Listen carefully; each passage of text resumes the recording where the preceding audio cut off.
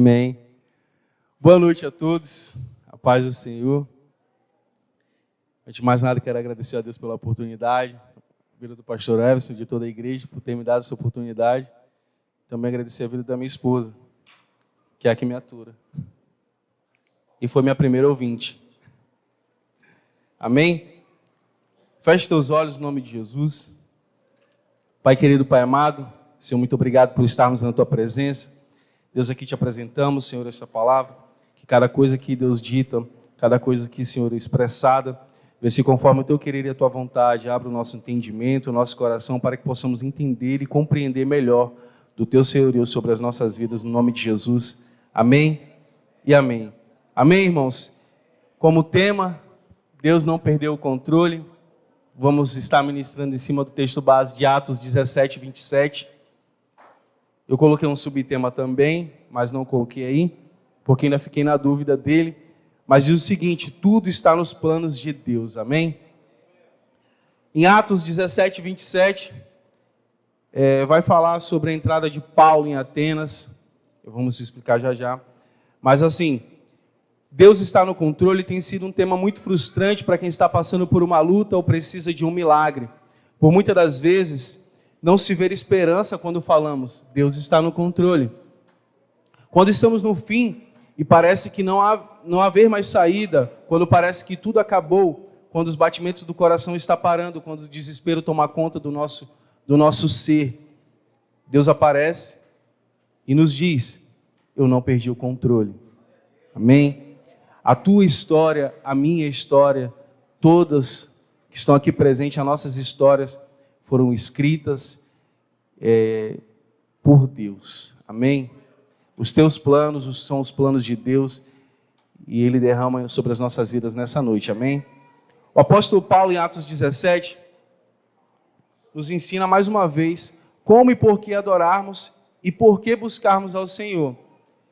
Paulo entra em Atenas e verifica, Paulo é muito observador, estava lendo bastante Atos esses dias, e vi que Paulo é muito observador, ele é muito detalhista, e um deles, quando ele entra em Atenas, ele fala, ele percebe que o povo de Atenas, os atenienses, é muito religioso, tem diversas esculturas, diversos altares, e Paulo passa e começa a observar os altares, as esculturas que o povo ateniense colocou ali, e bem na entrada da cidade.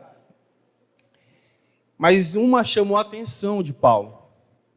Um altar chamou a atenção de Paulo, que está escrito numa placa, ao Deus desconhecido.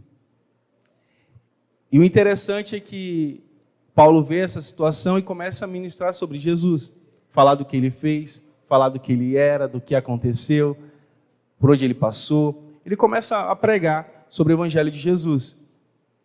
E os povos ali vendo aquilo, pegaram e levaram ele para um lugar chamado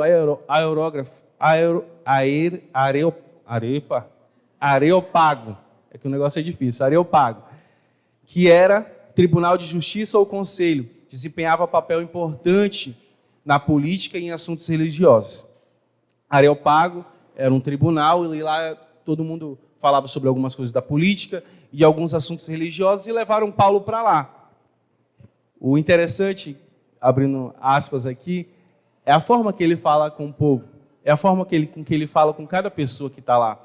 Eu já fui abordado 2 vezes numa blitz pela PM e pela PRF. Não sei se alguém se alguém aqui é da PM ou da PRF, mas quem já foi abordado sabe que é diferente. Não quero aqui causar algo, mas sabe que é diferente. A PM já chega com um fuzil assim, né, empunhado, com a mão na pistola. A PRF não, boa tarde, senhor, tudo bom? O senhor está vindo da onde? Vai para onde? É todo um procedimento, é todo um processo. E não foi diferente com Paulo. Os doutores da lei que estavam nesse Areópago, eles estavam lá querendo ouvir Paulo e por que ele ministrava sobre Jesus. E Paulo, com toda a sabedoria, e acredito que eu, muito estudado, acredito não, tenho certeza que ele era muito estudado, ele fala, né, povos atenienses, né, vejo que vocês são muito religiosos. Mas algo me chamou a atenção no meio desses teus altares, dessas tuas esculturas, montadas por mãos humanas. Que era uma placa, um altar onde não tinha nenhuma escultura, apenas uma placa escrito ao Deus desconhecido. E Paulo ministra e fala sobre isso. E é sobre esse tema que eu quero falar com vocês. Isso Paulo dizendo. Vem aqui apresentar esse Deus desconhecido para vocês. Vamos ler capítulo 17, do 24 ao 27. Diz o seguinte, Paulo dizendo, o Deus que criou o universo e tudo que nele existe é Senhor dos céus e da terra, e não habita em santuários produzidos por mãos humanas. Ele não é servido pelas mãos dos homens, como se precisasse de algo, porquanto ele mesmo concede a todos a vida, o fôlego e supre todas as demais necessidades. De um só homem fez Deus todas as raças humanas, a fim de que povoassem a terra, havendo determinado previamente as épocas e os lugares exatos onde deveriam habitar. Nosso versículo, Deus assim procedeu para que a humanidade o buscasse provavelmente como que tateando. Quem é que fica tateando? É alguém que está enxergando? Ou é alguém que está com uma visão turva? Ou era cego? Geralmente são pessoas que estão com uma visão turva e não conseguem enxergar direito, ou cegos. Como que tateando pudesse encontrar, ainda que de fato não os estejais diante de cada um de nós, distante de cada um de nós. Amém? Então, Paulo, esse é o discurso de Paulo. E aí vai até o 31, esse é o discurso de Paulo. E é um discurso muito interessante, porque ele fala apenas de Deus, que Deus está no controle de tudo. E nesse lugar, Paulo apresentava quem era Jesus.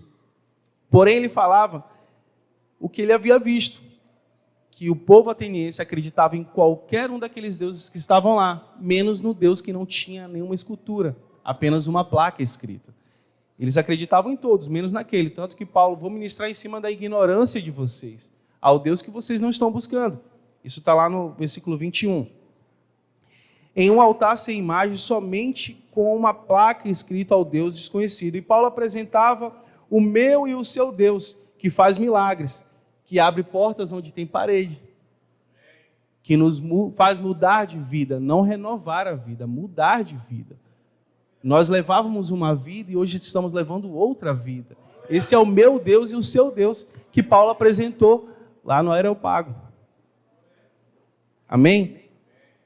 A palavra do Senhor em Salmos 93, capítulo 93, versos 1, diz o seguinte: reina o Eterno, vestido de soberana majestade. Sim, toda força e poder os revestem. O universo está seguro e não se abalará. Deus, Ele está no controle de todas as nossas situações. Amém? Eu não sei qual é a tua situação. Eu não sei o que você está passando. Não sei se é problema financeiro, não sei se é problema de saúde, não sei se é problema familiar, mas Deus está no controle, manda te dizer que está no controle da situação. Deus está no controle de tudo. Nada foge do controle dele. E Ele nunca vai perder o controle. Amém? Precisamos exercitar essa certeza de que Ele está no controle. Amém? Precisamos parar de falar e agir. Precisamos parar de agir e falar. Amém? E o primeiro ponto, vou trazer 2 pontos para vocês. E o primeiro ponto, pare de agir e comece a falar. O interessante é que, quando eu falei isso para a minha primeira ouvinte, ela pare de fazer, pare de fazer, pare de agir e começa a falar.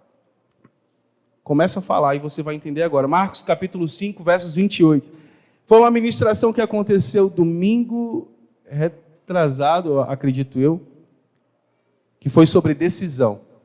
Esse começo do mês, e no São Francisco, dia 31 de maio, eu ministrei algo no São Francisco sobre ciclo, sobre boas lembranças, e meu ciclo se finalizou dia 31 de maio.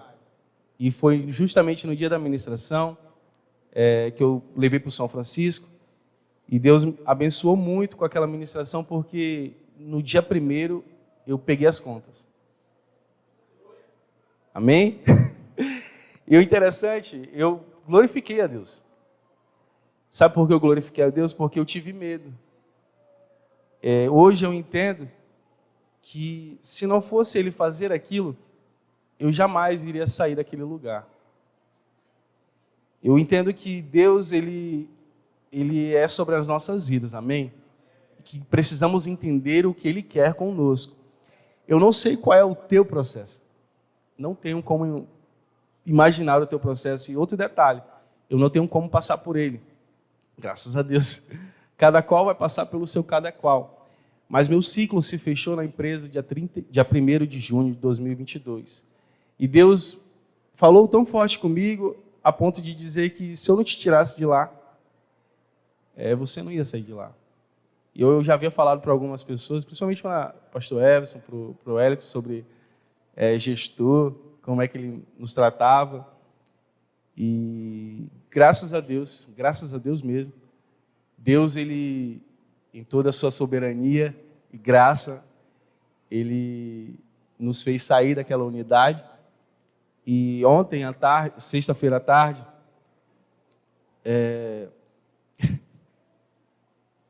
sexta-feira à tarde, eu tinha acabado de chegar, estava com o Paulinho em casa.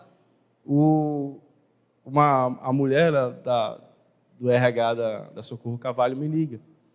Queria que eu fosse naquele exato instante. Falei, não dá. Então, vem aqui sábado às 8h30. 8h30 teve um evento aqui na igreja e eu fui para fazer entrevista. Amém? E hoje fui comprar, Esse foi a primeira bênção, né? Eu poder fazer uma entrevista em outro lugar, e hoje eu fui comprar um café para minha esposa. Eu conheci a voz da pessoa, mas eu fiquei na dúvida. Eu não gosto também de olhar, ficar olhando para todos os lugares. Eu gosto de ficar na minha e aguardando o café. Um rapaz toca no meu ombro, cara, era você que eu estava procurando. Eu falei assim, eu nem vou olhar para trás, porque se eu estiver devendo, eu não estou com o dinheiro aqui. Você é você que eu estava procurando. Ele falou assim, eu vou te passar o contato, que ele quer muito falar contigo. Para uma outra empresa. Amém? E Deus, ele abre as portas, irmãos. Eu quero dizer para você que Deus abre as portas. Claro que vamos aprender hoje, muitas dessas portas dependem de nós. Depende do meu e do teu esforço. Mas o primeiro ponto vai ser, pare de agir e comece a falar. Marcos 5:28 diz o seguinte, nesse versículo diz o seguinte, fala de uma mulher bastante conhecida, a mulher do fluxo de sangue. Precisamos aprender a dependência total de Deus. Irmãos, já foi ministrado isso daqui domingo passado, eu não me recordo agora a data, pelo pastor Paulo. E ele falou sobre essa mulher. E as coisas estavam fluindo para essa palavra. E ele pega e fala sobre essa mulher. E eu prestei muita atenção porque eu ia falar também dela. E isso agregou muito mais conhecimento para a minha vida. Mas a mulher, ela passou 12 anos, absolutamente 12 anos da vida dela, gastando tudo que tinha, e acredito eu que até ficou devendo, tentando curar algo que não cessava. Irmãos, mas que possamos entender o seguinte, Jesus já curava nessa época. Jesus já libertava. O que acontece é que muitas das vezes queremos acreditar na força do nosso próprio braço. O que acontece é que muitas das vezes queremos resolver da nossa maneira. O que acontece é que queremos fazer do nosso jeito. Que possamos entender que não é do nosso jeito. Que possamos entender que é do jeito de Deus. Os planos são todos dele. E que possamos entender isso, que possamos trazer esses planos do sobrenatural para o natural, para que possamos entender o que ele quer sobre as nossas vidas. E com essa mulher aconteceu a mesma coisa. Ela não sabia o que ela queria. Quer dizer, ela sabia o que ela queria, mas não sabia de como fazer. Por isso gastou todo o seu dinheiro. Ela estava fazendo demais. Ela estava fazendo demais por 12 anos. Eu acredito, né, conhecendo um pouco sobre o ciclo em casa, deve ser terrível. Passar 12 anos, a mulher deve saber muito bem o que é esse ciclo aí. Imagine você, mulher, o homem não vai saber disso, mas imagine você, mulher, passar 12 anos com esse ciclo, com os sentimentos, com os altos e baixos, com os sofrimentos. A palavra não fala, mas Jesus estava passando no caminho. A palavra não fala onde ela estava. Não fala se ela estava no chão, se ela estava à borda. Procurei alguns evangelhos, não fala. Mas na minha concepção, no meu entender, ela estava no chão. Porque ela atravessou uma multidão para tocar na orla de Jesus. O que aprendemos com isso? Que toda a nossa dependência, tudo que vamos fazer, precisa ser com Deus, para Deus e sempre com Ele.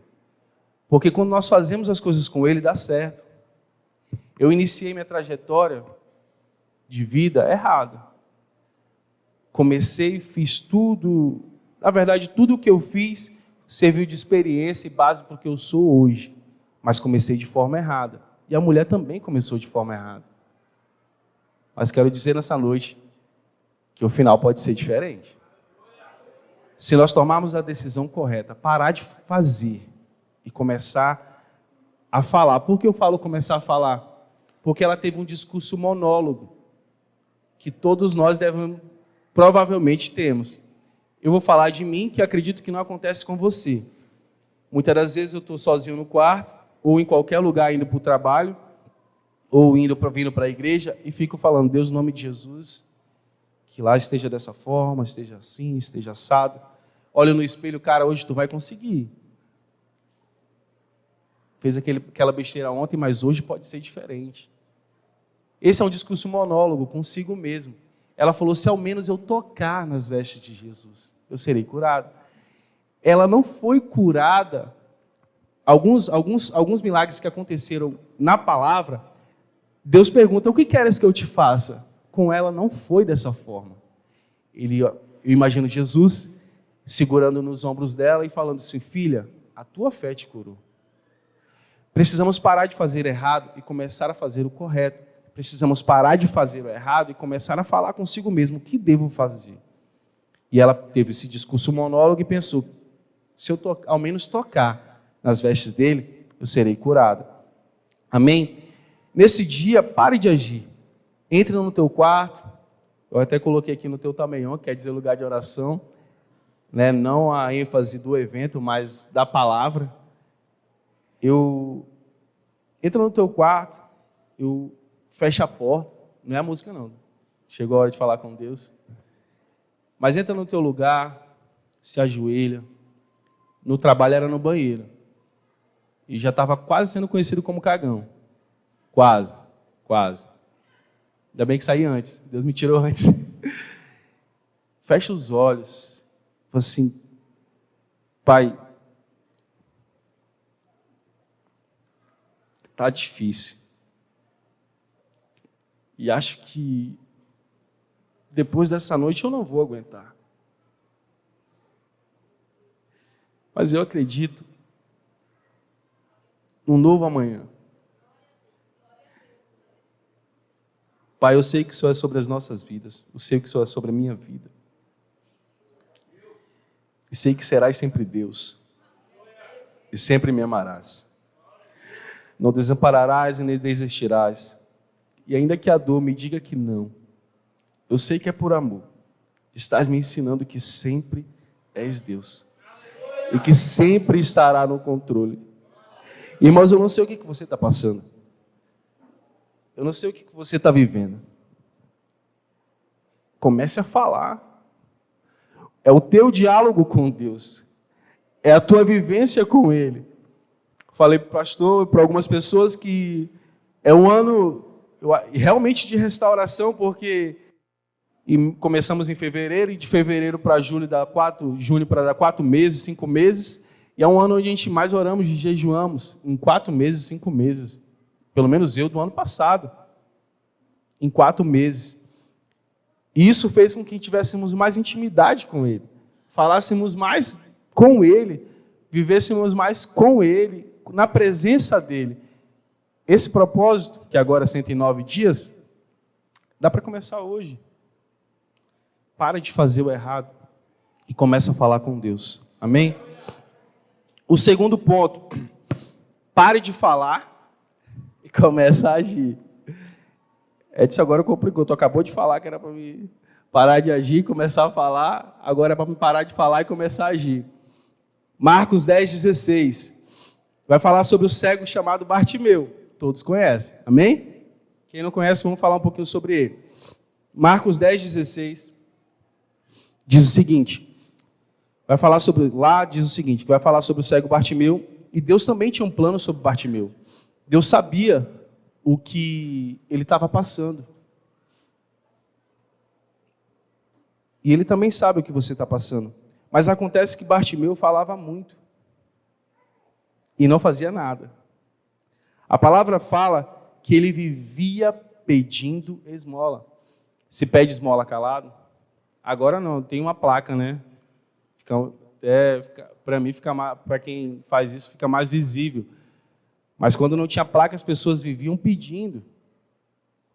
Para pedir, tem que abrir a boca, para abrir a boca tem que falar. Então, Bartimeu vivia falando. A palavra fala que ele vivia pedindo esmola. Quando ele ouviu que Jesus estava passando, ele começou a gritar: Jesus, filho de Davi, tem misericórdia de mim. E aquele contexto todo que você sabe, a multidão falava: ei, se aquieta. E ele, cada vez que a multidão falava para ele se aquietar, ele fazia o quê? Gritava ainda mais alto: Jesus, filho de Davi, tem compaixão de mim. E ele repetiu diversas vezes a mesma frase. Acredito eu que não foi só duas, como diz a palavra do Senhor, mas diversas vezes ele deve ter falado isso. Jesus realmente parou e fez o quê? Chama-o. Os discípulos foram lá e chamaram ele. Você vai entender agora o motivo de que devemos parar de falar e começar a agir. Os discípulos chegaram: anima-te, o mestre quer falar contigo. A palavra, os dois evangelhos não falam que nenhum estendeu a mão. Nenhum estendeu a mão. Anima-te, o mestre quer falar contigo. Ele já atraiu a atenção dele, já chamou ele, agora vai lá.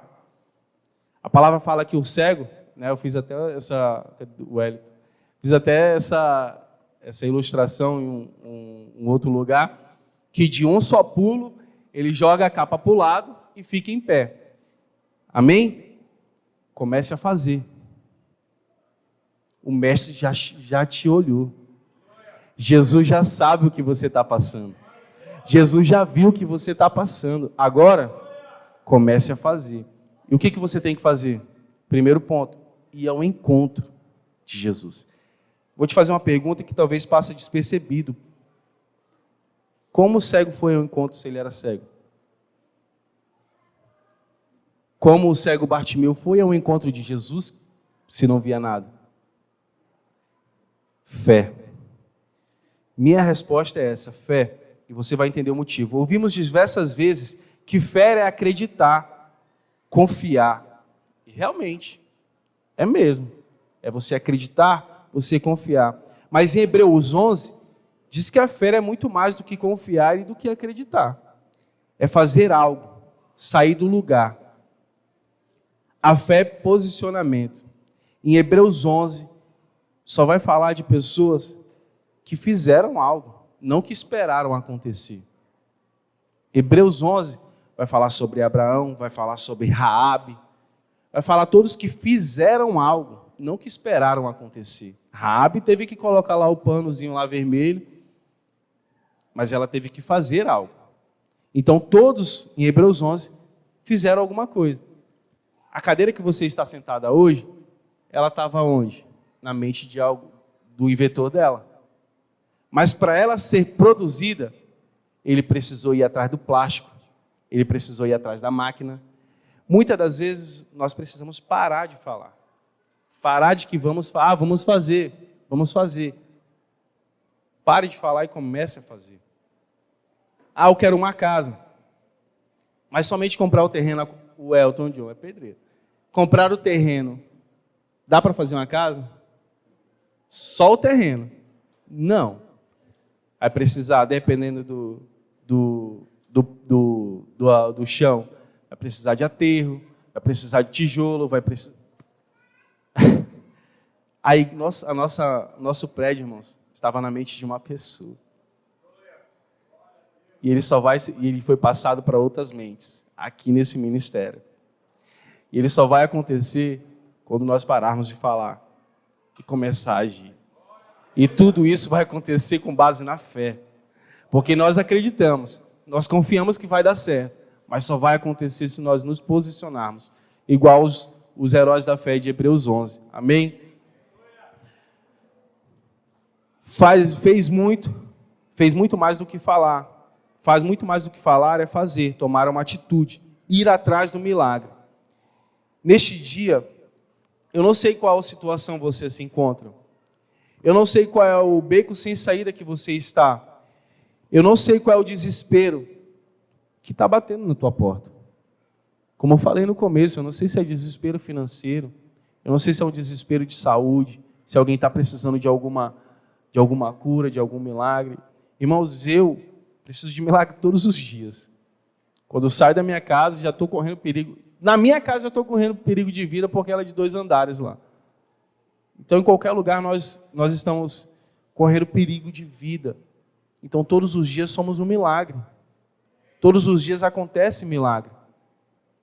Deus não perdeu o controle.